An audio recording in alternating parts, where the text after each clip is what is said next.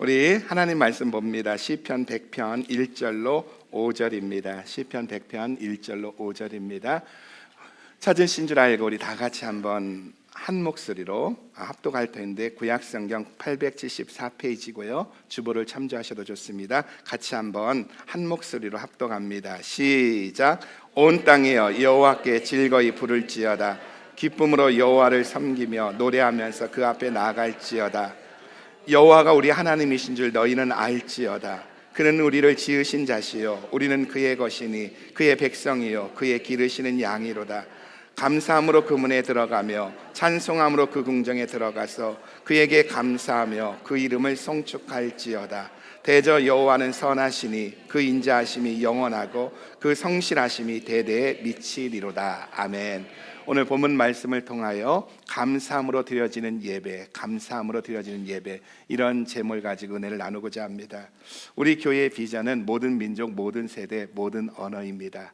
모든 민족과 모든 세대와 모든 언어가 모여 예배하고 그 예배의 능력으로 다음 세대에 일으키고 다음 세대와 함께 한 민족 구원하여 주님 오실 길 예비하는 것이 우리 교회의 비전입니다. 다시 말해 우리 교회의 비전을 이루기 위해서는 예배가 중요합니다. 모든 민족, 모든 세대, 모든 언어가 모여 드려지는 이 예배가 중요하다는 거예요. 그래서 우리 교회는 지난 20년 동안 예배를 강조하고 있습니다. 지난 2주간 한국을 방문했습니다. 한국을 방문하기 전에 제 아내가 저에게 부탁을 하는 거예요. 이번 방문에서는 친구들도 만나지 말고, 그리고 또한 어떤 교회에서 설교 부탁이 와도 응하지 말고 가족과 함께 시간을 보내자, 그렇게 부탁을 하는 겁니다. 그 부탁 속에서도 또 몇 명의 제 친구들은 만났습니다. 그리고 여러 곳에서 설교 부탁이 있었지만 그래도 그 부탁이 있었기 때문에 거절하고 이번에는 제가 나를 초청하는 교회가 아니라 제가 가보고 싶은 교회를 갔습니다. 그래서 첫 번째는 대원교회를 갔습니다.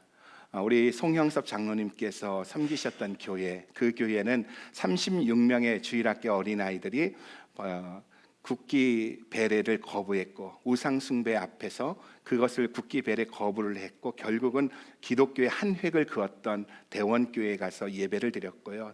또 하나는 바로 정말 예배가 살아있는 교회를 좀 가서 예배를 드리고 싶어서 울산에 있는 온양순복음교회, 우리 안호성 목사님이 섬기시는 그 울산 온양순복음교회에서 금요 예배를 드렸고, 또 한 번은 우리 수원 한학교회 우리 고성준 목사님이 심호하시는 교회에 가서 예배를 드렸습니다. 금요 예배를 드렸습니다. 두 교회의 특징은 뭐냐면 예배에 목숨을 거는 교회입니다. 어떤 일이 있어 예배에 타협하지 않고요, 예배에 목숨을 거는 교회입니다. 근데 그 교회 가서 놀란 것은 무엇이냐면 예배가 뜨겁고 살아있다는 것과 동시에 너무나 많은 젊은이들이, 청년들이, 청소년들이 예배를 드리고 있더라는 거예요. 어른들이 예배를 이끌고 나가는 것이 아니라 청년들이 그 예배의 중심이 되어져서 교회의 예배를 이끌고 있더라는 거예요. 물론 두 교회 다, 이 울산 온양순복음교회는 물맷돌 학교라는, 그리고 또 수원 한학교회는 다니엘 학교라는 학교를 세워서 다음 세대의 신앙의 교육을 위해 중점을 두고 있었지만 놀라운 것은 이 교회 예배에 어른들이 아니라 아이들이, 청년들이 예배를 주도하고 있더라는 거예요. 수원 한학교회에서 금요 예배를 합니다. 11시에 마쳤습니다. 그런데 어른들이 다 빠져나가고 난 다음에 청년들이 모여서 새벽 1시까지, 어떤 날 새벽 4시까지 기도를 하고 있는 거예요. 제가 그곳에서 느낀 것은 무엇이냐? 예배가 살아있을 때 다음 세대가 산다는 겁니다. 그리고 다음 세대가 살 때 예배가 산다는 거예요. 그래서 제가 요즘 고민하는 것이 우리 교회 다음 세대에게 무엇을 물려줄 것인가? 건물인가? 어떤 제도인가? 시스템인가? 그것이 아니라 우리가 다음 세대의 신앙의 유산을 물려줄 수 있는 것은, 이 MZ 세대에게 우리가 신앙의 유산을 물려줄 수 있는 것은 다른 어떤 것이 아니라 예배다. 그리고 이 예배는 바로 주는 그리스도시요 살아계신 하나님의 아들이라는 고백 속에서만 드려질 때 그 예배가 살아있는 예배다 하는 것을 고민하고 있었는데, 그 교회에 가서 본 것들은, 우리 울산 온양순복음교회든 수원 한학교에 가서 본 것은 무엇이냐면 예배가 살아있을 때, 진정한 고백 속에 드려진 예배가 살아있을 때 다음 세대가 살더라는 겁니다. 그래서 우리가 다음 세대에게 무엇을 물려줄 것인가? 여러분, 좋아요. 사업장 물려주시는 거 좋고 집 물려주시는 거 좋지만 진짜 중요한 것은 다른 어떤 것이 아니라 예배를 물려주셔야 한다는 거예요. 근데 그 예배는 우리 1세대가 고백이 분명해야 된다는 거예요. 예수면 된다, 예수면 된다, 예수면 전부다. 이 고백 세대진 그 예배를 다음 세대에 물려줄 때 다음 세대가 살아나는 줄 믿으시기 바랍니다. 정말 중요한 것이 예배입니다. 여러분, 예배함에 있어서 가장 중요한 것은요, 어떻게 예배를 드리냐는 거예요. 사실 하나님은 우리가 예배할 때 좀 잘못 드렸어도 좀 부족해도 우리의 예배를 받으시려 한다는 것 아세요? 왜냐하면 하나님의 성품이 우리의 예배를 받기를 원하시기 때문인 겁니다. 하나님은 우리의 예배를 원하신다는 거예요. 그래서 좀 잘못 드렸어도 부족해도 우리의 예배를 받으시려고 한다는 거예요. 그러나 우리가 잘못해도 부족해도 하나님께서 우리 예배를 받으시려고 한다고 해서 계속해서 잘못된 예배를 드려서는 안 된다는 겁니다. 왜냐하면 하나님께서 예배의 원칙을 성경을 통해서 우리에게 이미 주셨고 우리의 믿음의 선배들이 그들의 삶의 고백과 경험을 통해서 어떤 예배가 정말 하나님이 받으시는 예배인지에 대해서 우리에게 보여주었기 때문이라는 거예요. 다시 말해 성경이 말씀하는 예배가 있고 우리의 신앙의 선배들이 초대교인들이 어떻게 예배 드렸는지에 대한 모본이 있기 때문에 우리는 그 모본과 말씀을 따라서 예배를 드려야 한다는 겁니다. 그래서 성경은 예배를 강조하고 있고요. 예수님도 요한복음 4장 24절에서 예수님이 친히 말씀하시기를 하나님이 찾으시는 사람은 예배하는 사람이라고 말씀하셨고 신령과 진정으로 예배하라고 말씀하고 있다는 거예요. 여러분, 신령과 진정으로 예배하라 할 때 이 신령은 성령을 말하고요. 그리고 진정 truth, 이거는 바로 말씀을 말합니다. 그러니까 하나님이 찾는 사람은 예배하는 사람인데 하나님은 어떤 예배를 찾느냐? 바로 성령의 이끌림을 받는 예배요, 하나님 말씀에 근거한 예배를 드리는 자를 찾고 있는 줄 믿으시기 바랍니다. 여러분, 또 하나님이 찾으시는 사람은 예배하는 사람이라는 말은요, 우리가 목마른 사슴이 맑은 시냇물을 찾는 그런 갈급함 같이 우리에게 갈급함이 있잖아요. 하나님 만나고 싶습니다. 주의 음성 듣고 싶습니다는 갈급함이 있다는 거예요. 근데 우리 이런 갈급함으로 예배드리기 이전부터 나의 이 갈급함보다 더 큰 갈급함을 가지고 하나님은 우리의 예배를 기다리고 있다는 사실을 아시기 바랍니다. 그리고 이 갈급함 때문에 하나님은 당신의 독생자 예수를 이 땅에 보내셔서 십자가 위에서 죽으심으로 우리가 신령과 진정으로 예배할 수 있는 길을 예비해 놓으신 줄 믿으시기 바랍니다. 그러면 오늘 우리는요, 어떤 사람이 신령과 진정으로 예배하는 자인가를 말씀을 통해 나누길 원합니다. 앞으로 몇 주간 나누길 원합니다. 그래서 우리 모두가 참된 예배자가 되어지고 하나님이 찾는 예배자가 되어져서 예배 가운데 하나님의 성령의 기름 부음이 있기를 소원합니다. 저는 우리 예배가 우리끼리 모였다 흩어지고 사람의 모임의 예배가 아니라 우리의 이 예배 가운데 하나님의 성령의 기름 부음이 있어서 하나님의 역사가 있는 예배가 되어지길 소원합니다. 우리 교회가 어느 정도 왔습니다. 그래요. 20년 전에 비해서 사람도 많아졌고요, 건물도 커졌고요, 교회 땅값도 올라갔습니다. 그런데 여러분, 중요한 것은 무엇이냐? 그게 중요한 것이 아니라 우리가 예배가 회복되어지고 끊임없는 영적 예배가 되어질 때 우리 교회가 정말 우리를 살리고 이웃을 살리고 열방을 살릴 수 있는 교회가 되는 줄 믿으시기 바랍니다. 우리가 기름 부음 있는 예배에 대해서 알기 위해서는요, 먼저 사도행전 2장에 나오는 초대교회 예배를 알아야 합니다. 우리의 신앙의 선배들이 어떻게 예배했는지에 대해서 알아야 한다는 거예요.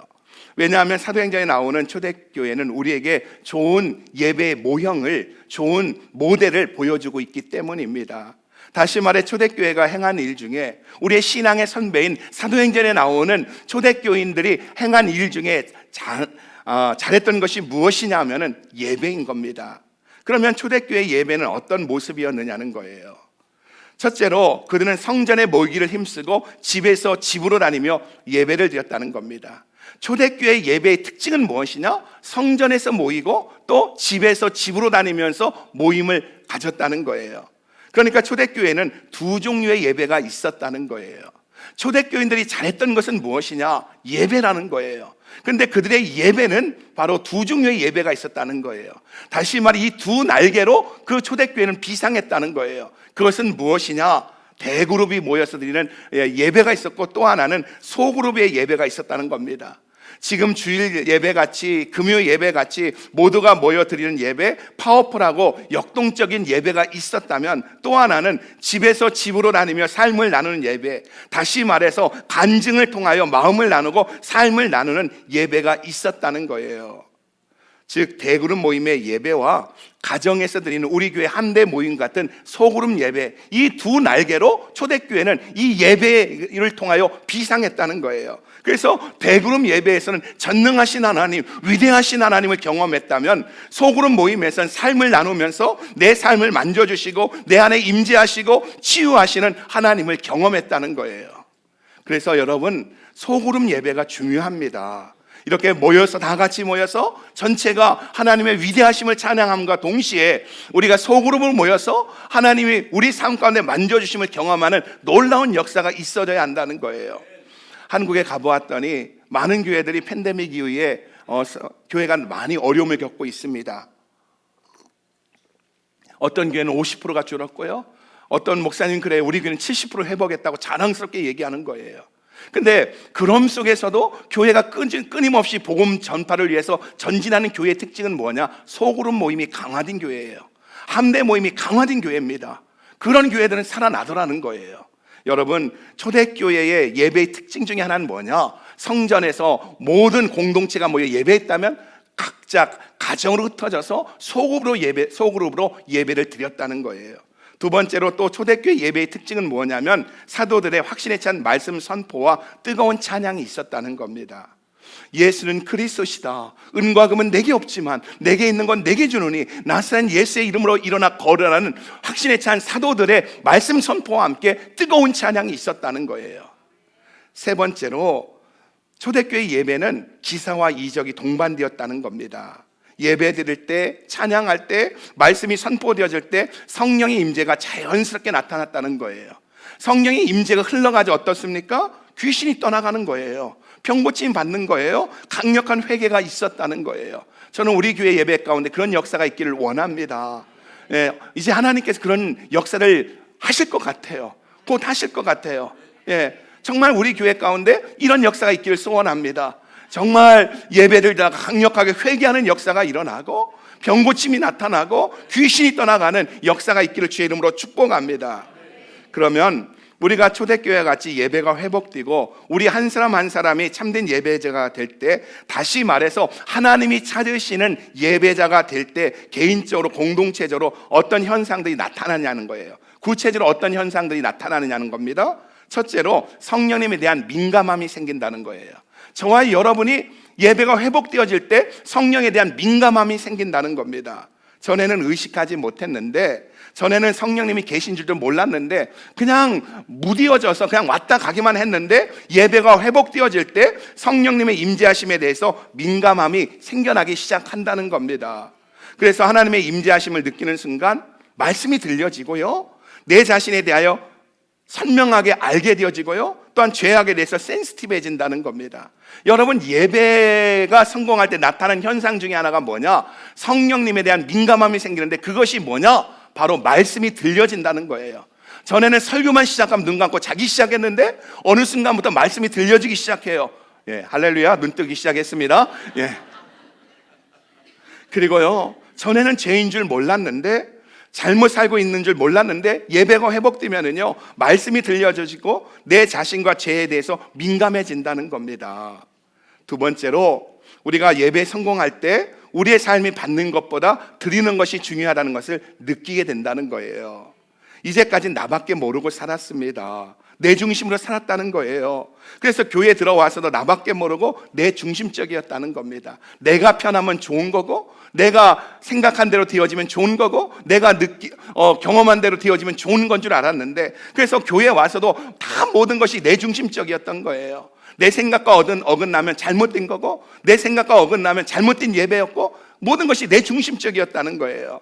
그러나 예배가 회복되고요, 예배에 성공하면 점점 나를 잊어버리고 나의 삶의 센터가 내 중심에서 하나님 중심으로 바뀌어지기 시작한다는 겁니다.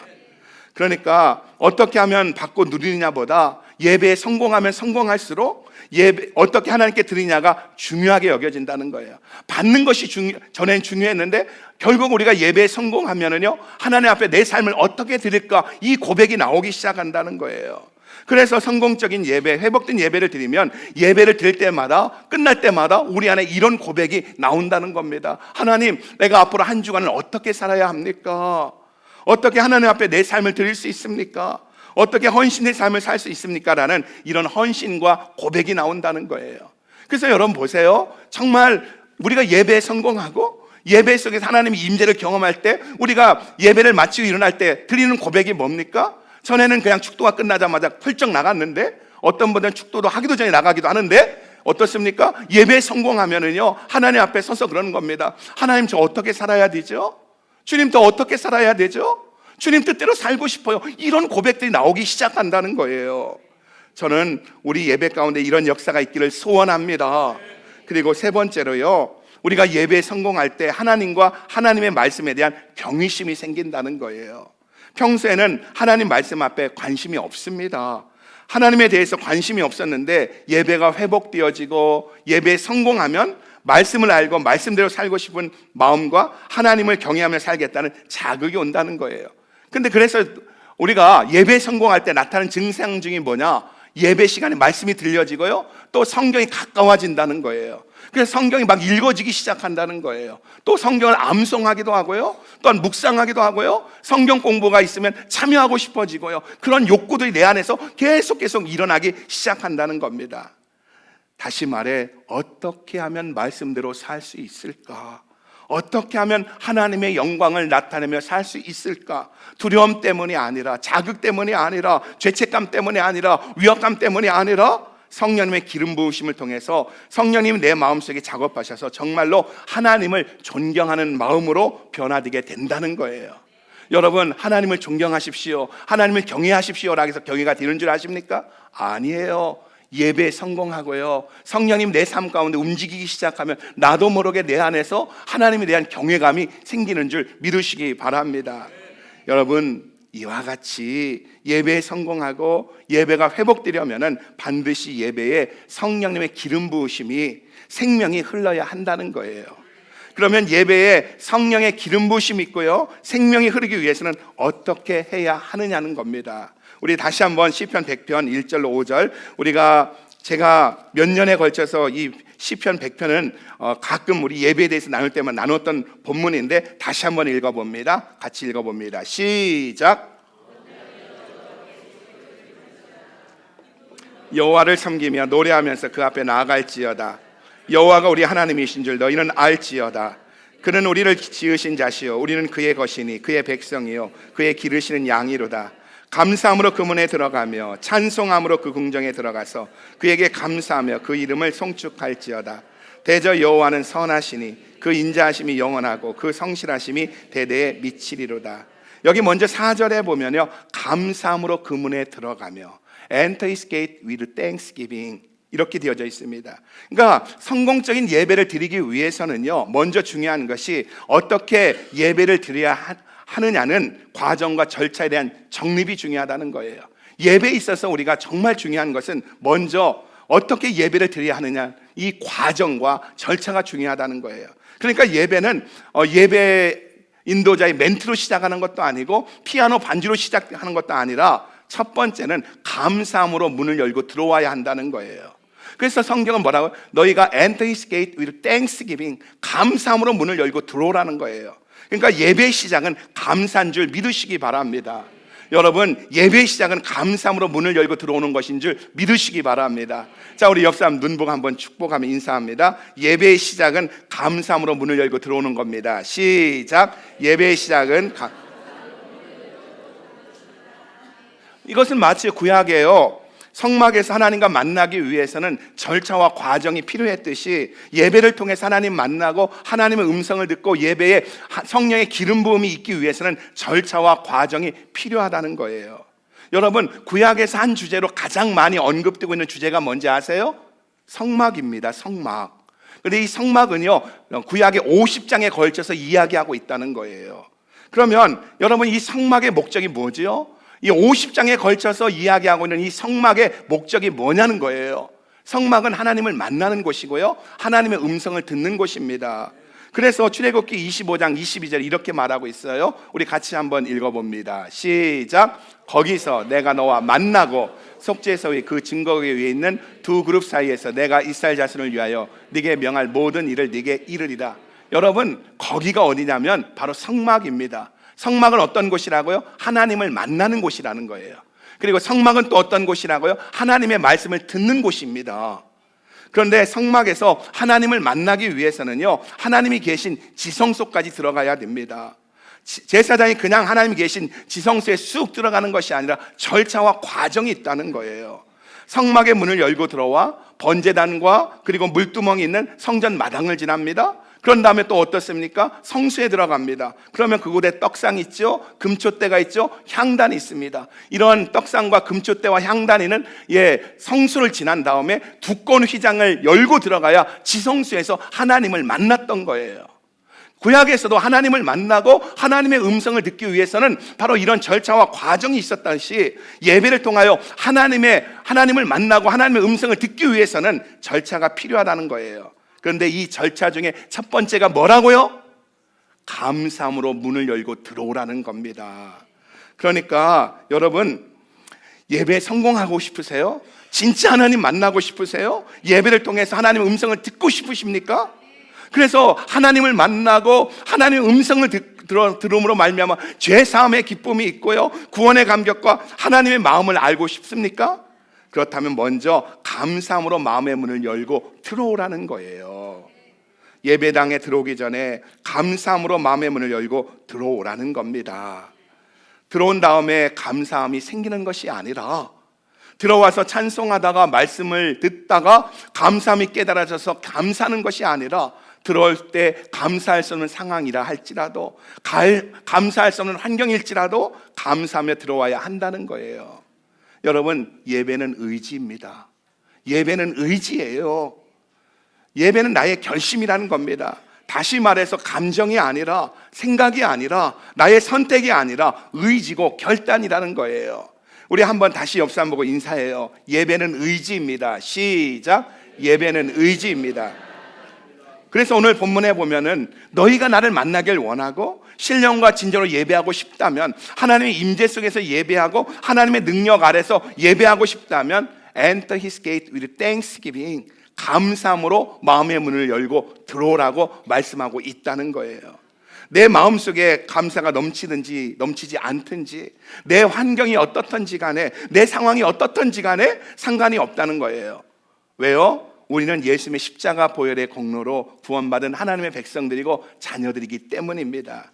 그래서 3절에 이렇게 말하고 있는 거예요. 우리가 감사할 수밖에 없는 이유, 감사함으로 문을 열고 들어올 수밖에 없는 이유, 내 상황이 어떻든지 간에, 환경이 어떻든지 간에 감사함으로 문을 열고 예배에 나올 수밖에 없는 이유가 뭐라고요? 3절 같이 읽어봅니다. 시작. 여호와가 우리 하나님이신 줄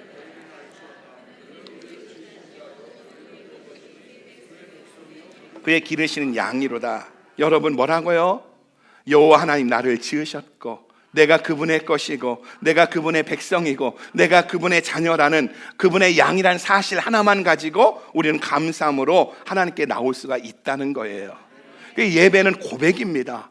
고백이 있는 예배가 되어질 때 그 예배에 기름 부음이 있는데, 우리가 그런 고백이 있을 때 진정한 감사가 있는데, 그 고백은 뭐라고요? 다른 어떤 것이 아니라 하나님이 나의 하나님이시고 내가 하나님의 백성이고 예수 그리스도의 십자가의 피로 내가 하나님의 자녀가 되었다는 이 고백에서 감사함으로 나갈 때 우리 예배 가운데 성령의 기름 부음이 있는 줄 믿으시기 바랍니다. 여러분, 왜 하나님께서 우리에게 환경과 상관없이, 처지와 상관없이 감사함으로 나오라고 하는지 이제 아시겠어요? 제가 이번에 대원교회를 갔잖아요. 대원교회 이야기를 좀 더 하지요. 대원교회는요 36명의 어린이들이, 아니 50명의 어린이들이 국기 배례를 거부함으로 인해서 그들이 36명이 퇴학 처분을 당하고요, 그리고 6개월 동안 학교를 못 가고, 그런 속에서도 그들이, 어린 아이들이 그 믿음을 지켰을 때 결국은 이승만 대통령에 의해서 국기 배례 거부가 받아들여지고 이 목례로 이렇게 바뀌어지는 역사를 가져온 곳입니다. 정말 놀라운 현장이에요. 놀라운 우리 기독교 역사 가운데 놀라운 은혜가 있는 곳입니다. 이들이 우리 송영섭 장로님 이 자리에 계신데, 그 당시에 우리 송영섭 장로님이 그 교회의 주일학교 부장 집사님이셨어요. 그때가 연세가 나이가 어떻게 되셨는지 모르겠어요. 20대 아마 이렇게 1949년이니까요. 예, 그렇게 되셨을 겁니다. 지금 97세셔요. 근데 우리 주일학교 어린이들 50명이요. 교회에서 배운 겁니다. 10계명을 배운 거예요. 우상에게 절하지 말라는 것을 배운 거예요. 그때 질문이 있었습니다. 국기에 배례하는 것이 우상숭배입니까 아닙니까 할 때 선생님들에게 갈등이 있었을 거예요. 그러나 선생님들은 말씀의 근거에서 가르쳤습니다. 국기에 배례하는 것은, 국기에 엎드려 절하는 것은 우상숭배다 가르친 거예요. 왜냐하면은 우리 나라가 일제치하에 있을 때 일제치하가 우리 국민에게 강요했던 것이 뭐냐면 천황 앞에 엎드려 절하는 거고요. 그래서 경배함으로 경의를 표하는 거였고요. 또 하나는 뭐였느냐면 일장기 앞에, 일본 국기 앞에서 엎드려 경배하게 했다는 거예요. 근데 해방이 되어지고 1948년에 대한민국이 수립되어졌는데도 1949년 1년이 지났는데도 여전히 한국 사람들은 이제 일장기가 아니라 태극기 앞에서 엎드려 절을 하는 겁니다. 조회 시간마다 엎드려 절하는 거예요. 그래서 주일학교 학생들 이것을 가르친 거예요. 이것은 우상숭배다 가르친 거예요. 그리고 그 다음날 월요일이 되어졌습니다. 학교에 갔습니다. 조회 시간이 되어졌습니다.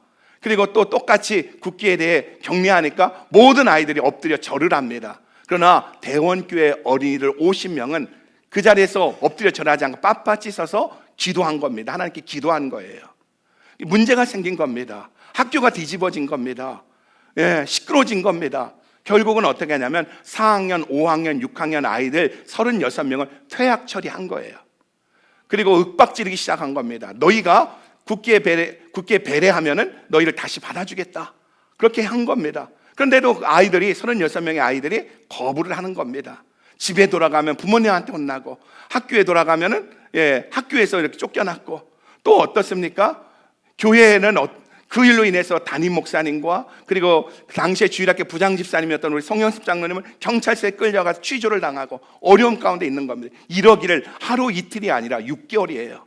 자그마치 아이들이 학교를 못 나간 것이 6개월입니다. 그런데 그 중에도 아이러니한 것은요, 경찰 간부의 아이들, 힘 있는 아이들은 퇴학 처리되어졌다가 또 다시 돌아간 거예요.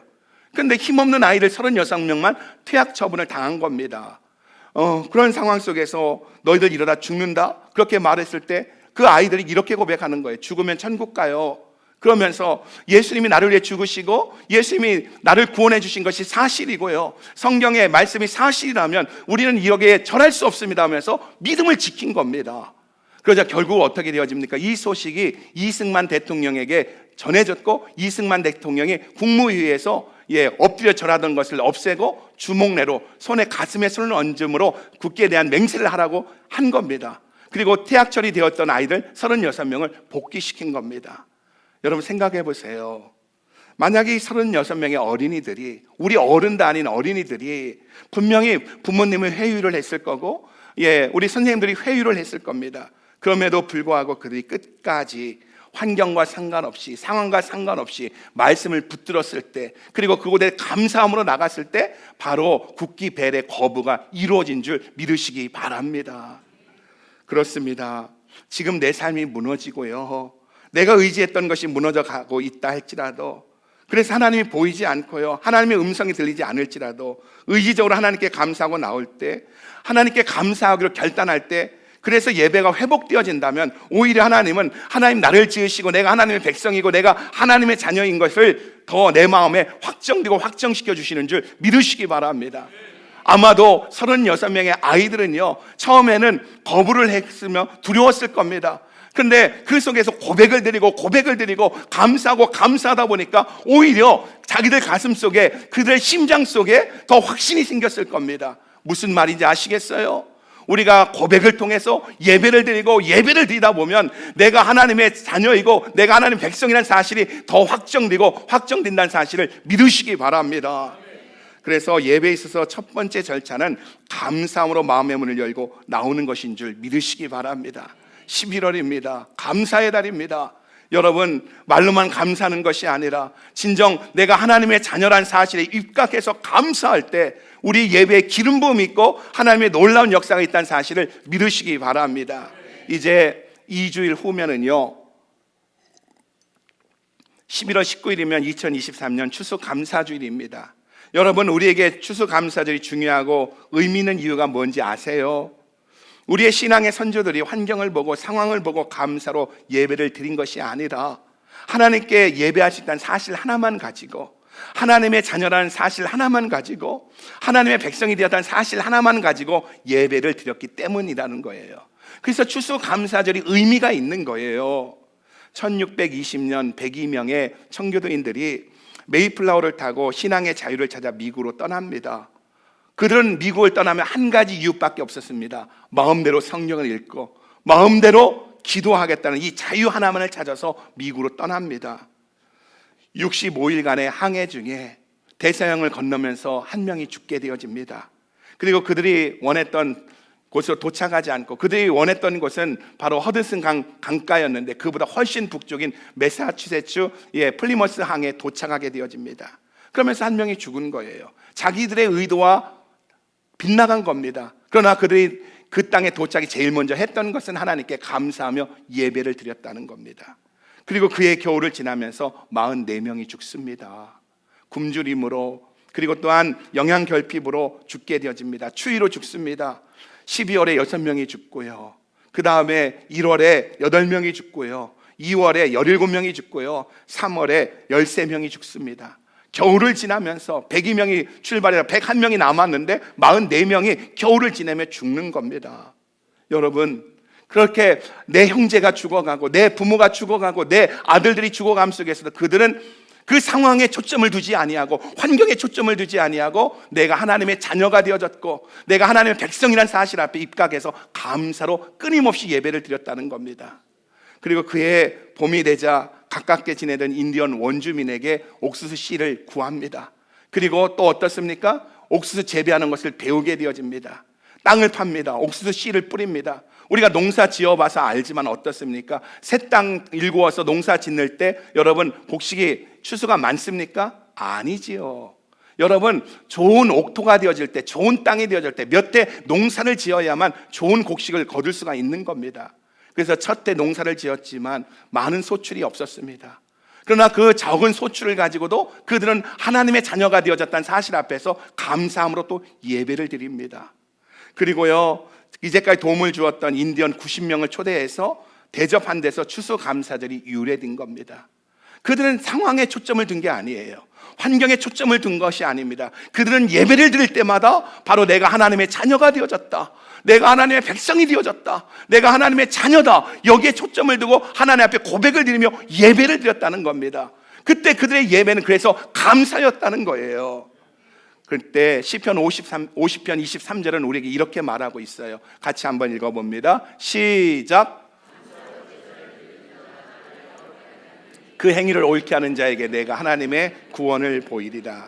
여러분, 환경 보지 않고요, 상황을 보지 않고요, 감사로 제사를 드린 청교도인들에게 하나님은 오늘의 미국을 허락하신 줄 믿으시기 바랍니다. 이상해요. 한국에 가면 미국에 오고 싶어요. 진짜 미국에 오고 싶고 그냥 모든 게 그립고 그렇습니다. 근데 막상 또 한국에서 미국 오는 비행기를 타면 두려워요. 또 수많이 부딪히는 일들을 어떻게 또 하나씩 해야 하나. 또 지금 교실 건축하는데 뭐 이렇게 우리 건축위원들이 열심히 하고 있지만 또 안 부딪히는 부분들도 있고 막 모든 것이 두렵습니다. 어렵습니다. 또 이렇게 예배 드릴 때마다 어떻습니까? 예배 나올 때마다 두렵습니다. 그때 여러분, 그런 상황과 환경에 초점을 맞추면 저 또한 예배를 드릴 수가 없는 거예요. 그때마다 저는 의지적으로 고백합니다. 내가 하나님의 자녀다, 내가 하나님의 백성이다, 부족해도 하나님이 나의 예배를 기쁘게 받으신다, 거기에 초점을 두고 주님 앞에 의지적으로 나갈 때 하나님이 은혜를 주시고 힘을 주시고 오늘 또 살 수 있는, 버틸 수 있는 능력을 주시는 줄 믿으시기 바랍니다. 여러분, 인생에 성공하기 위해서는요, 신앙생활과 사역에 기름 부음이 있고 성공하기 위해서는요, 예배에 성공해야 됩니다. 오늘 여러분의 무너진 부분이 무엇입니까? 어디가 무너졌습니까? 여러분, 그 무너짐의 이유는 그 이면의 예배의 실패입니다. 여러분, 우리가 예배에 성공할 때, 하나님을 만날 때, 하나님의 그 예배를 통해 하나님의 기름 부음이 내게 임할 때 우리는 인생이 성공하는 줄 믿으시기 바랍니다. 그리고 성공적인 예배의 첫 조건은 감사라는 거예요. 내가 하나님의 자녀가 되어졌다, 내가 하나님의 백성이다, 여기에 초점을 두고 감사할 때 우리 예배가 성공할 수 있는 줄 믿으시기 바랍니다. 여러분, 청년들 딱지 맞았습니까? 여러분, 사업이 어렵습니까? 내일 당장 낼 렌트비가 없습니까? 우리가 그 상황과 환경을 본다면 어떻게 감사할 수 있겠어요? 그러나 내가 그럼에도 불구하고 나는 하나님의 자녀다, 그럼에도 불구하고 나는 하나님의 백성이다, 하나님의 아들 예수가 나를 위해 피 흘려 죽으셨다, 여기 사실에 초점을 둔다면 우리는 진정으로 감사하며 예배드릴 수 있는 줄 믿으시기 바랍니다. 그래서 예배의 첫 번째 절차는 무엇이냐? 감사함으로 문을 열고 들어오라는 거예요. 그리고 다음 시간 나누겠지만 들어와서는 기쁨으로 찬양하라는 거예요. 여러분, 하나님 내게 주신 베푸신 은혜를 기억하면서 의지적으로 감사하기로 결단하는 우리 모두가 되어지길 주의 이름으로 축복합니다. 그래서 이 11월에 정말 우리가 진정한 감사 속에서 하나님 내 인생 가운데 역사하는 아름다운 일들을 볼 수 있기를 주 예수 그리스도의 이름으로 축복하며 기도합니다.